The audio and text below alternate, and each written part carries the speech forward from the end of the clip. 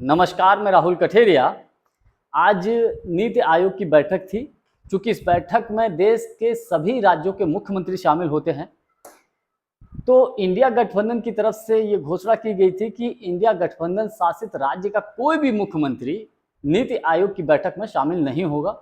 चूंकि नीति आयोग की बैठक की अध्यक्षता प्रधानमंत्री जी करते हैं, तो सभी ने इनकार कर दिया कि भैया मोदी जी के सामने कोई भी इस बैठक में शामिल होने के लिए नहीं जाएगा।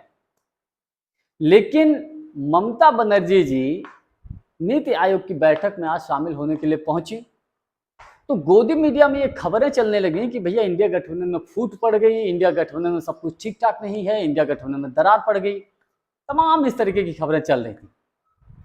लेकिन जब ममता बनर्जी जी आज नीति आयोग की बैठक में शामिल हुई, तो नीति आयोग की बैठक से खत्म होने से पहले ही निकलकर गुस्से से बाहर आई और गुस्से में उन्होंने मीडिया को संबोधित किया और उन्होंने गंभीर आरोप लगाया मोदी सरकार के ऊपर। उन्होंने कहा कि देखिए, देश के अन्य राज्यों के मुख्यमंत्रियों को, यानी कि भाजपा शासित राज्यों के मुख्यमंत्रियों को 10 से 20 मिनट बोलने का मौका दिया गया, लेकिन मुझे केवल 5 मिनट बोलने का मौका दिया और वो भी मेरा माइक बंद कर दिया गया।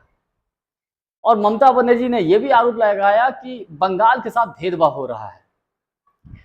उसके बाद जो है हड़कंप मच गया।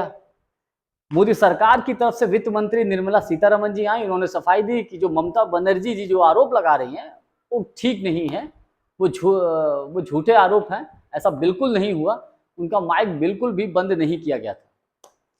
लेकिन मुझे एक रणनीति यहाँ पर समझ में आई कि ममता बनर्जी जी मोदी जी की बैठक में शामिल होकर एक तरीके से उन्होंने मोदी सरकार को ही घेर दिया। देखिए, मुझे लगता है कि ममता बनर्जी जी को ये आभास हुआ होगा या उनको लगा होगा कि ये कोई ना कोई ऐसी खुरापा जरूर करेंगे जिससे हम मौके की तलाश में रहेंगे, ताक में रहेंगे और उल्टा इन्हीं के ऊपर हमला बोल देंगे। और वैसा हुआ भी। ममता बनर्जी जी जैसा बोल रही हैं कि उनका माइक बंद हुआ, बाद में बाहर आकर प्रेस कॉन्फ्रेंस उन्होंने की, उन्होंने आरोप लगाया। अब है क्या कि मोदी जी की नीति आयोग की बैठक से अधिक चर्चा तो ममता बनर्जी जी की हो रही है। तो ये दांव मुझे लगता है नीति आयोग की बैठक का एक तरीके से उल्टा पड़ गया मोदी जी के लिए। और जो गोदी मीडिया कह रहा था कि भैया इंडिया गठबंधन में सब कुछ ठीक ठाक नहीं है, उसके भी सुर बदल गए। देखिए, मुझे ऐसा लगता है कि अगर ममता बनर्जी जी को पूरा समय दिया जाता बोलने के लिए, हद से ज्यादा क्या होता। ममता बनर्जी जी कटाक्ष करती मोदी सरकार के ऊपर, तंज कसती, कोई बात नहीं, सुन लेते, क्या जाता है भाई। नीति आयोग की बैठक में जो सलाह दी जाती है, जो राज्यों के मुख्यमंत्री सजेशन देते हैं, मोदी जी उनको तो मानते नहीं, करते वही है जो उनको अच्छा लगता है। तो आपको सुनने में क्या जाता था, सुन लेते। और अगर सुन लेते, उनको पूरा मौका देते, तो मोदी जी के पास ये विकल्प था, ये चांस था कहने के लिए, देखिए हम तो सभी का सम्मान करते हैं, ममता बनर्जी जी को हमने पूरा सम्मान दिया, पूरा बोलने का मौका दिया।